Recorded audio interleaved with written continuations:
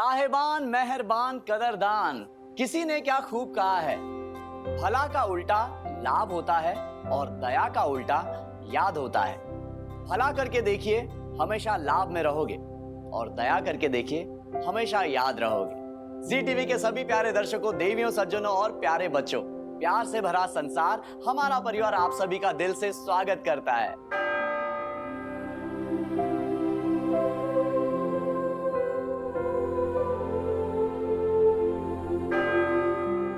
भवतु सब मंगलम। साधु साधु साधु।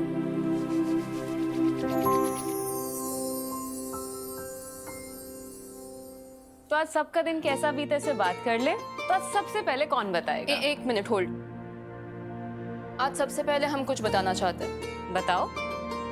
एक मिनट, कहीं अभय को कोई नया पुलिंदा तो नहीं मिल गया है? सही पकड़े है जीजू, मुद्दा तो हमारे स्वयं घोषित प्रधानमंत्री जी का ही है। अच्छा, अब भैया जब मेंढिया के पास मुद्दा है तो मुद्दा जरूर अबे भैया का ही होगा। बताओ मेंढी, बताओ। अच्छा ठीक है, इसका जवाब ना बाद में देंगे। इसका मतलब है बोतल में बंद जिन फिर से बाहर आ गया है। और नहीं तो क्या। साड़ू भाई, कौन सी जीन, कैसा जीन भाई, किसकी बातें कर रहे हैं आप? समझ में नहीं आ रहा है हमको। अरे विजय भैया, इतने दिनों से रिया का टॉपिक बोतल में बंद था ना। वैसे मुद्दा क्या है? तो मुद्दा ये है दीदी, आज इनकी रिया देवी जो है ना, हमारे रिहर्सल्स पर अटकी। महादेव। एक मिनट, रिया कभी चौरा तक पहुंच गई, लेकिन उसको वहां का पता दिया किसने? अरे जीजू 2.0 कौन ही देगा पता, आप ही पूछिए। घुमा फिरा के तुम बात हमारे ऊपर ही ले आती हो। अबे कहीं तुम ये डबल साइड बैटिंग तो नहीं कर रहे हो? एक तरफ तो हमारे सामने तुम रिया को अवॉइड करते हो और दूसरी तरफ कहीं उससे छुप छुप कर मिलते तो नहीं हो तुम? अरे प्रथम भैया, आप भी कैसे बातें करते हैं? अरे हम पिछले कई दिनों से रिया और उसके भाई से मुलाकात नहीं किए हैं भाई, और आगे भी मिलने में हमें कोई रुचि नहीं है उससे। लोगों को अपने बारे में कितनी गलतफहमी होती है ना। अगर लड़की ने एक बार कॉल क्या कर दिया तो इन्हें लगता है लड़की हमारे पीछे तड़प रही है। पर नेताजी, असलियत में ना ऐसा कुछ भी नहीं होता, समझे? अगर ऐसा कुछ नहीं है तो फिर रिया 10-10 बार फोन क्यों कर रही है? हम बताते हैं। जेल से बाहर आने के बाद रिया का भाई है ना सत्यजीत, वो अभय से मिलना चाहता है। उसने फैसला किया है कि छात्र छात्राओं का भविष्य बिगाड़ने वाले जो राजनीतिक नेता है ना, उनके वो काले चिट्ठे खोल के रख देगा। अरे तो उसे रोका किसने? खोल दे। इस विषय में सत्यजीत तुमसे मिलकर एक बार सलाह मशवरा करना चाहता है। अगर ये विषय है तो हम उससे जरूर मिलेंगे, लेकिन एग्जाम के बाद। हाँ देखो बे, हमको लगता है कि तुमको इन सब चीजों से दूर रहना चाहिए। वो क्या कहते हैं, क्या कहावत है प्रथम बाबू? पानी में रह करके मगर से बैर नहीं करते, मगर मत से बैर नहीं करते। हाँ समझ गए आप। भैया, आज अगर आपको यही सब बातें कहनी थी तो बचपन से हमें निडरता का संस्कार नहीं देते भाई। और बात रही सत्यजीत की, तो सत्यजीत सिंह जो जेल से निकलने के बाद सोच रहा है ना, वो हम बहुते पहले सोच लिए थे। अरे राजनीतिक पार्टियों के कुछ नेताओं ने छात्र और किसानों के आक्रोश को एकदम लाठी बना के धर दिया है भाई, और उनका काला चिट्ठा सभी के सामने लाना बहुत जरूरी है। इस बात से तो मैं भी सहमत हूँ, बुराई का खात्मा तो होना चाहिए। पर शिवानी, वो लोग बहुत खतरनाक लोग हैं भाई, बहुत ताकतवर है। भैया एक बात बोले, बुराई से लड़ने के लिए ताकत की नहीं बल्कि संकल्प की आवश्यकता होती है। अब हम ना किसी से डरते नहीं हैं। अरे हमारे साथ हमारा परिवार का सपोर्ट है भाई।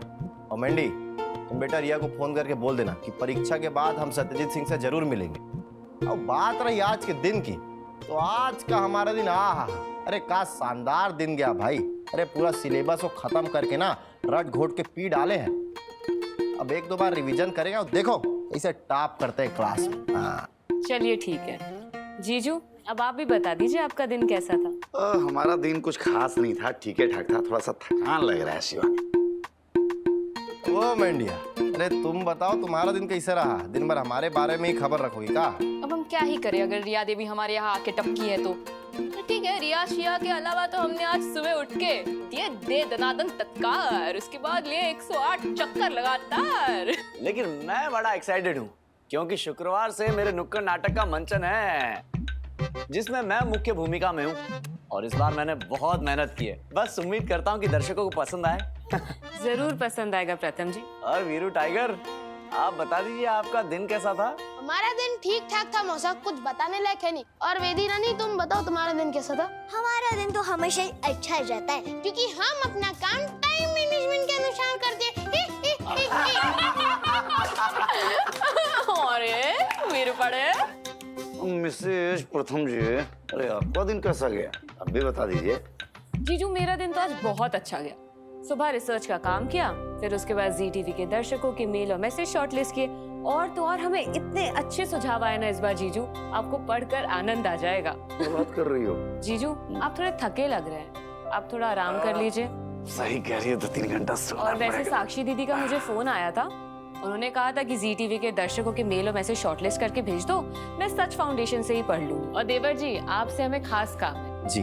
आज मेरा मन हो रहा है कि मैं आमले का मुरब्बा बनाऊं, तो आपको मैं एक लिस्ट देती हूँ, आप ठटेरी बाजार जाइए और वहाँ से सारा सामान लेकर आ जाइए। और मैंडी तुम पढ़ाई कर लेना और रियाज करेंगे। हाँ, उसके बाद तुम्हें समय मिले तो मेरी मदद करने आ जाना मुरब्बा बनाने में। नमस्कार, सलाम, सत श्री अकाल एंड वेरी गुड इवनिंग।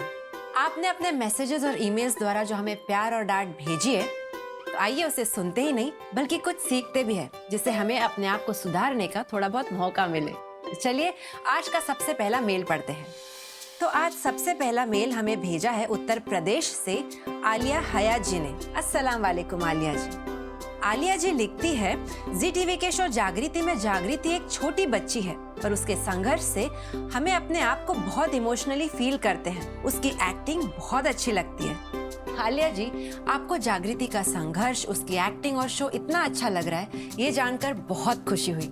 ये मैसेज भेजने के लिए बहुत बहुत धन्यवाद। चलिए अब अगला ईमेल पढ़ते हैं। अगला मैसेज हमें भेजा है कानपुर उत्तर प्रदेश से श्रीमती राधा गुप्ता ने। नमस्ते राधा जी। राधा जी लिखती है, हमारा परिवार बहुत अच्छा है और पारिवारिक शो है। छोटी छोटी बातों में आपका सीख देना और आपकी कहानियां देखना बहुत अच्छा लगता है। इसके जरिए हम खुद को जी टीवी से कनेक्ट कर पाते हैं। राधा जी, हमारा परिवार आप दर्शकों और जी टीवी के बीच के ब्रिज का काम कर रहा है। आप जो भी सराहना, सुझाव, शिकायतें हमें भेजते हैं वो हम प्रोग्रामिंग टीम तक पहुंचाते हैं और जी टीवी उस दिशा में गंभीरता से काम कर रहा है। इसलिए आपको आजकल जी टीवी पर बदलाव नजर आ रहा होगा। आपको हमारा परिवार इतना अच्छा लग रहा है जानकर बहुत बहुत खुशी हुई और ये मैसेज भेजने के लिए बहुत बहुत धन्यवाद। तो चलिए अगला मेल पढ़ते हैं। अगला मेल हमें भेजा है अजमेर राजस्थान से मोहम्मद आजम खान ने। अस्सलाम वालेकुम। मोहम्मद जी लिखते हैं, बस इतना सा ख्वाब शो की अवनी और उनके विचार हमें बहुत ज्यादा पसंद है। ये एक पारिवारिक शो लगता है। रोजमर्रा की चीजें जो मिडिल क्लास लोगों की जिंदगी में होती है, उसे देखकर हम अपनी जिंदगी को ही देखते हैं। बहुत अच्छी कहानी है। आजम भाई, ये जानकर बेहद खुशी हो रही है कि आपको जी टीवी का शो बस इतना सा ख्वाब है इतना अच्छा लग रहा है और आप अपने आप को इस कहानी से रिलेट भी कर रहे हैं। ये मैसेज भेजने के लिए आपका तहे दिल से शुक्रिया। तो चलिए अब अगला मेल पढ़ते हैं। अगला मैसेज हमें भेजा है अमृतसर पंजाब से श्रीमती कृष्णा ने। नमस्ते कृष्णा जी। कृष्णा जी लिखते हैं, शो वसुधा में वसुधा गांव की लड़की है और इतनी ज्यादा भोली है कि उसे देखकर बहुत अच्छा लगता है और चंद्रिका जी के तेवर हमें बहुत पसंद है। कृष्णा जी, ये जानकर बेहद खुशी हो रही है कि आपको जी टीवी का शो वसुधा इतना अच्छा लग रहा है। ये मैसेज भेजने के लिए बहुत बहुत धन्यवाद। तो चलिए अब अगला मैसेज पढ़ते हैं। तो अगला मैसेज हमें भेजा है नवी मुंबई महाराष्ट्र से तस्लीन काजी ने। अस्सलाम वालेकुम तस्लीन जी। ये लिखती है कि बहुत दिनों बाद ऐसा शो टीवी पर आया है जिसे हमारा पूरा परिवार साथ देखता है। परिवार के बुजुर्ग और बच्चे भी इस शो को देखना चाहते हैं। आपकी कहानियां दिल को छू लेने वाली कहानी होती है। तस्लीन जी, ये जानकर बहुत खुशी हो रही है कि आपको और आपके पूरे परिवार को हमारा परिवार देखने की हमेशा उत्सुकता रहती है। ये मैसेज भेजने के लिए आपका तहे दिल से शुक्रिया। तो चलिए आज मेल्स और मैसेजेस पढ़ने से विराम लेते हैं और जी टीवी पर प्रसारित होने वाले सारे शोज की जानकारी दे देती हूँ। तो सबसे पहले शाम 7 बजे आएगा शो बस इतना सा ख्वाब। तो चलिए देखते हैं शो की कुछ झलकियाँ। डिनर के लिए इनवाइट करने आए थे, सोचा कि शिखा जी के साथ मिलके करेंगे, लेकिन उनसे ना कांटेक्ट नहीं हो पा रहा है। तो हम एक काम करते हैं, आज तुम्हें हम अपने हाथ की चाय पिलाते हैं। चाय हम बनाएंगे।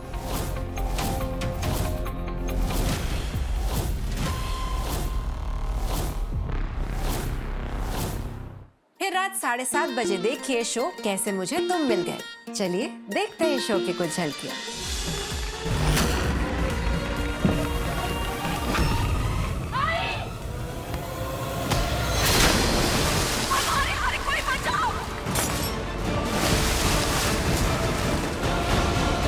फिर रात 8 बजे देखिए कि आज मलिष्का क्या करने वाली है शो भाग्य लक्ष्मी में। चलिए देखते हैं शो की कुछ झलकियां। मैं आपसे पूछ रही हूँ कि आपको कैसे पता कि आयुष ने अनुष्का को किडनैप किया? हमारे पास फोन आया था तो पता चला। और तुम भूल गई कि तुमने क्या किया था?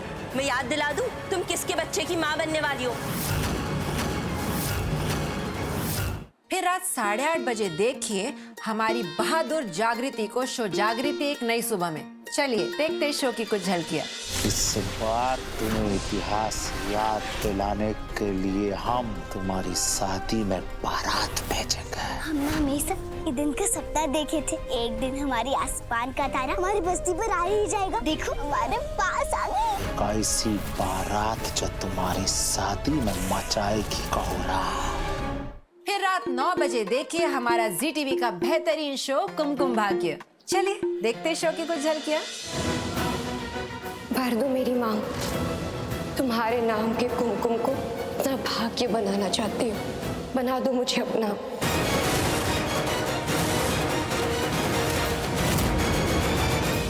फिर रात 9:30 बजे देखिए जी टीवी का शो जाने अनजाने हम मिले। चलिए देखते हैं शो की कुछ झलकियां। वैसे भाभी ये सारी तैयारियां किस लिए? ये तैयारियां राघव के पिता की बरसी के लिए। सुबह ब्रह्म मुहूर्त में हम सब मिलकर अपने कुलदेवता के मंदिर जाएंगे और वहां जाकर पूजा करेंगे।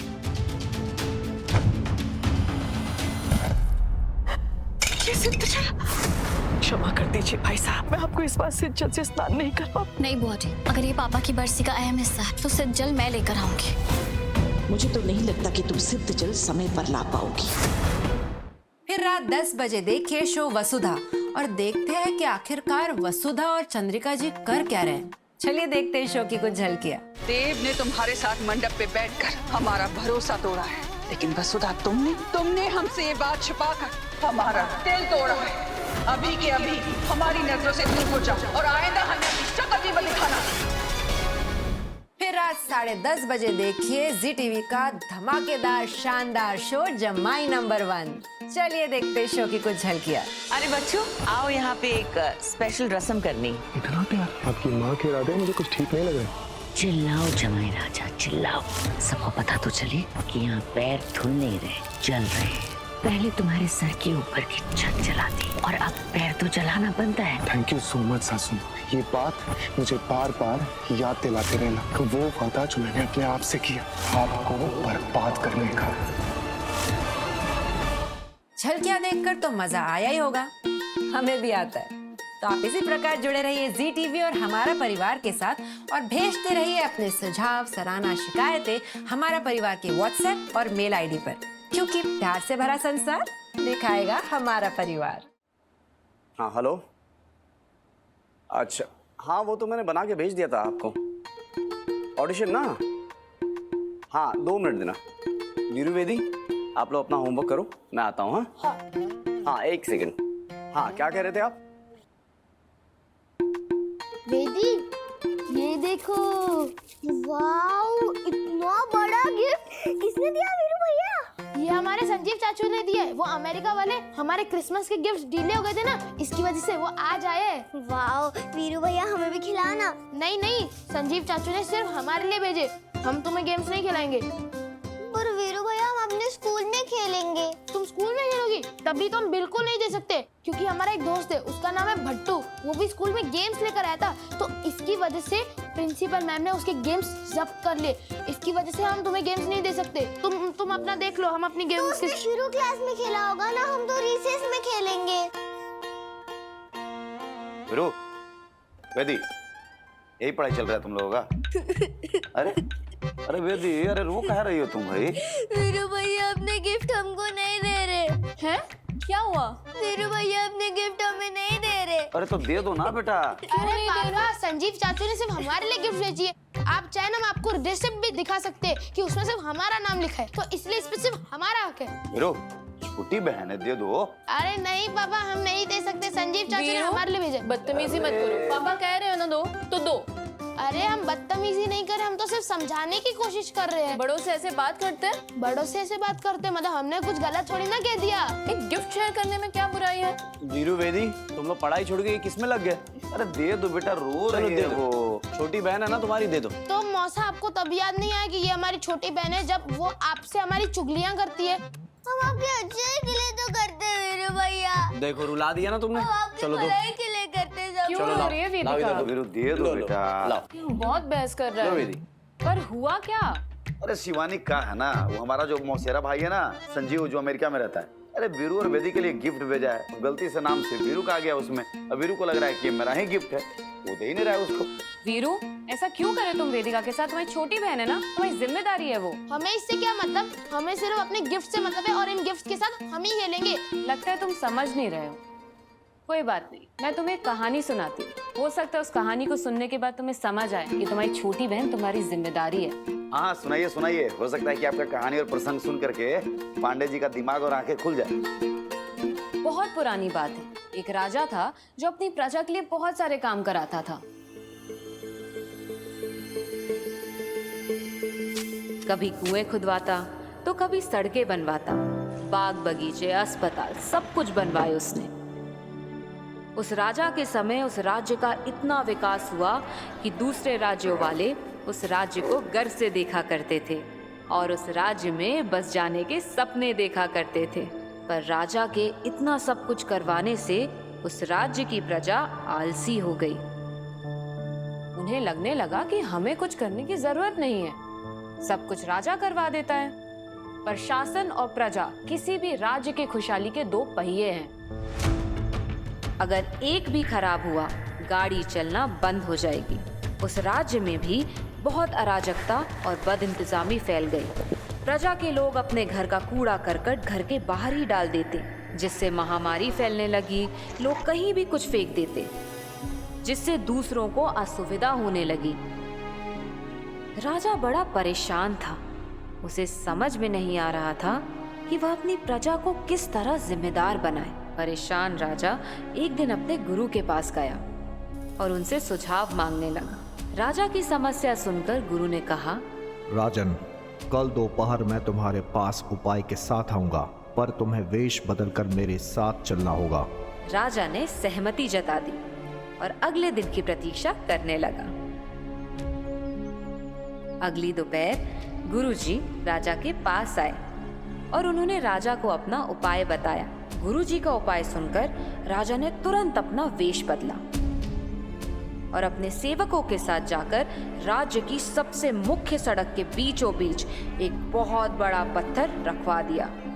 सैनिक वहां से हट गए, पर वेश बदला राजा वहीं खड़ा सब कुछ देख रहा था। उसे यह देखना था कि इस भारी भरकम बड़े पत्थर को कौन हटाता है। उस बड़े पत्थर की वजह से सड़क का रास्ता जाम हो गया। सड़क पर चलने वालों को बहुत तकलीफ हो रही थी। अपनी प्रजा की हालत देख वेश बदले राजा बहुत दुखी हुए। तभी उन्होंने देखा कि सिर पर एक बड़ी सी डलिया रखे फल सब्जी उगाने वाला एक किसान हरिया वहां से गुजरा। सड़क पर रखे पत्थर को देख हरिया पहले तो चौंका, फिर उसने तमाम लोगों को इस पत्थर के कारण परेशान होते देखा। उसने अपनी डलिया सड़क किनारे रख दी और पत्थर को हटाने बढ़ा, पर उसे देखकर बहुत आश्चर्य हुआ कि वह पत्थर जैसा दिखने वाला वास्तव में पत्थर था ही नहीं। वह तो दफ्ती और कागज से बना नकली पत्थर था, जिसे हरिया ने पल भर में उठा लिया। पत्थर उठाते ही उसे पत्थर के नीचे सोने चांदी से भरी एक थैली दिखाई दी। उसमें सोने चांदी के सिक्कों के साथ एक पत्र भी रखा हुआ था। सोने चांदी के सिक्के? हाँ, लेकिन आगे भी तो सुनो। हाँ। हरिया के आसपास भीड़ लग गई थी। सब में बहुत उत्सुकता बढ़ गई कि थैली में क्या है। सोना चांदी देखने के बाद सब पत्र को सुनना चाहते थे। वह पत्र देश के राजा ने अपनी प्रजा के लिए लिखा था। सबके कहने पर हरिया उसे जोर जोर से पढ़ने लगा। ये मेरी बहुत प्यारी प्रजा की परीक्षा थी। मैंने ही ये कागज का बना नकली पत्थर सड़क पर रखवाया था। मैं देखना चाहता था कि मेरी प्रजा में कौन इसे उठाता है। उठाने वाले के लिए पुरस्कार भी मैंने ही रखा था। मैं केवल इतना ही कहना चाहता हूं कि राज्य आपके लिए बहुत कुछ करता है, पर कुछ बहुत करने की जिम्मेदारी तो आपकी भी है। अगर आप अपने राज्य के प्रति उदासीन और लापरवाह हो जाएंगे तो राज्य बर्बाद हो जाएगा। तो आइए हम सब मिलकर अपने प्यारे राज्य को और सुंदर बनाएं। राजा के उस संदेश का बहुत गहरा असर हुआ। प्रजा में काफी बदलाव आया और प्रजा के लोग राज्य के प्रति अपनी जिम्मेदारी समझने लगे।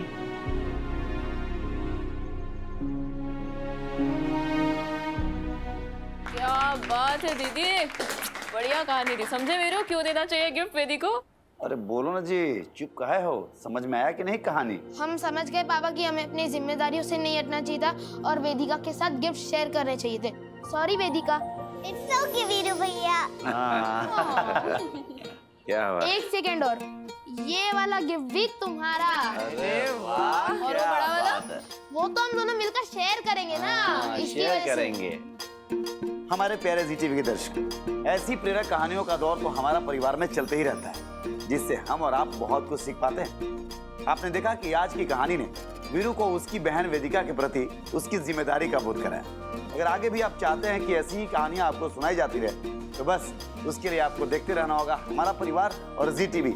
और एक बात, जी टीवी के किसी भी शो से संबंधित अगर आप कोई भी सुझाव, विचार, प्रशंसा, शिकायत भेजना चाहते हैं तो हमें लिख दीजिए हमारा परिवार के ईमेल और व्हाट्सएप पर। हम आपके सुझाव और शिकायत का करते हैं इंतजार, बन के आपका सूत्रधार, क्योंकि प्यार से भरा संसार दिखाएगा हमारा परिवार। जय हिंद।